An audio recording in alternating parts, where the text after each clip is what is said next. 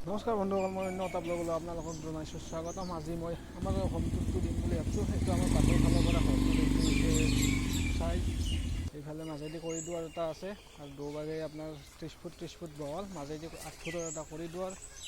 আৰু এয়া হৈছে আমাৰ চোতালৰ পৰা চাই লওক গোটেই ঘৰটো এনেকৈ, তাৰমানে একভাগে আছে 4টা ৰুম, একভাগে আছে 3টা ৰুম, বাৰাণ্ডা এটি একদম আছে ৰুমবিলাক।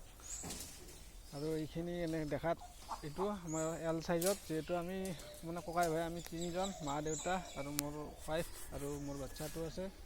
এইটো ৰুম হৈছে আমাৰ, আৰু এইফালে মাজতটোত থাকে মা দেউতা, আৰু একদম কণাৰ ৰুমটোত থাকে দাদা আৰু ভাইটি।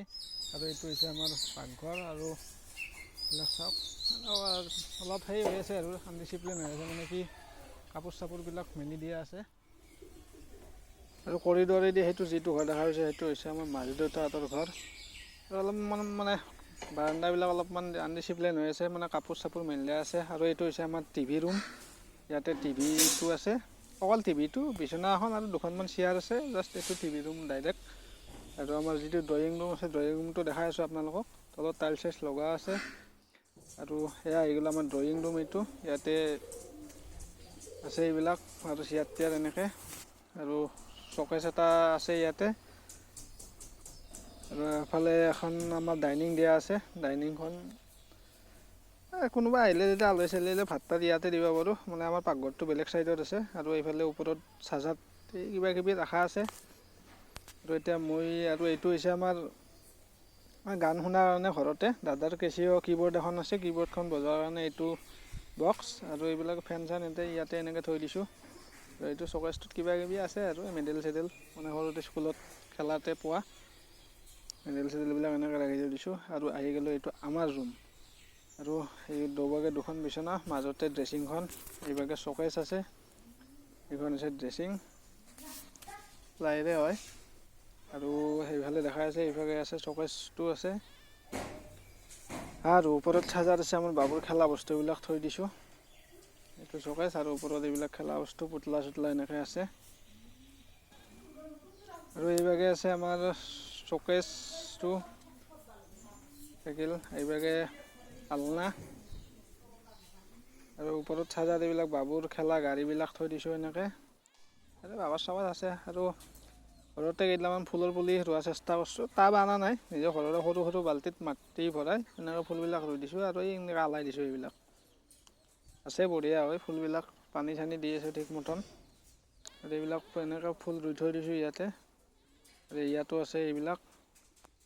আৰু এতিয়া গৈ আছোঁ আমাৰ পাকঘৰত। এইটো হৈছে আমাৰ, মানে দৰজাখন খুলি দিলোঁ, দৰজাখন খুলি দিয়ে ইয়াতে চাকি দিয়াৰ কাৰণে এটা এনেকৈ বনাই দিছোঁ মন্দিৰ, তাৰমানে আমাৰ বনোৱা নাই এতিয়ালৈকে। আৰু এইবিলাক চাউল তাউল এনেকৈ থৈ দিছোঁ চাং পাতি। আৰু এইভাগে এখন হৈছে কিটচেনৰ চাজা, ইয়াতে অলপমান মানে দাদাৰ বিয়া আহি আছেতো, গতিকে এইবিলাক এনেকৈ ৰখা হৈছে। আৰু এইভাগে চাজাত এনেকৈ বস্তুবিলাক ৰখা হৈছে।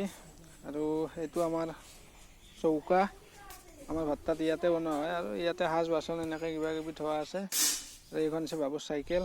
আৰু আহি গ'লোঁ এতিয়া বাহিৰত, আপোনালোকক অলপমান আমাৰ, আৰু এই হাঁহ মুৰ্গী চুৰ্গী এনেকৈ আছে। আৰু এইটো হাঁহ মুৰ্গী ছাগলীৰ বন্ধা ঘৰ, ইয়াতে হাঁহ থাকে, সেইফালে মুৰ্গী আছে, উমনি দি থৈ দিছোঁ পোৱালি হ'বৰ কাৰণে। এইভাগে 2টা উমনি দিয়া আছে, আৰু এইভাগে এটা উমনি দিয়া আছে। এইটোত আমাৰ ছাগল গৰুবিলাক বন্ধা হয়, মানে গৰু ইয়াতে নাবান্ধোঁ, ছাগল হাঁহ আৰু মুৰ্গী ইয়াতে বান্ধোঁ। আৰু আমাৰ বেক চাইডত দেউতাই অলপ কিবা কিবি কাম কৰি আছে। আৰু এইটো হৈছে আমাৰ বাথৰুম লেট্ৰিন।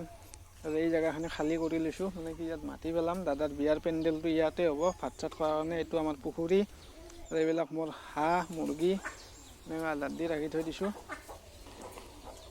আকৌ এবাৰ ঘৰটো দেখাই দিলোঁ, সেইটোৱে আছিল আমাৰ ঘৰ, মানে মোৰ গোটেইবিলাক আছোঁ ভালে কুশলে। যদি ভিডিঅ'টো চাই ভাল লাগিল তেনেহ'লে চেনেলটো ছাবস্ক্ৰাইব কৰিব, লাইক কৰিব।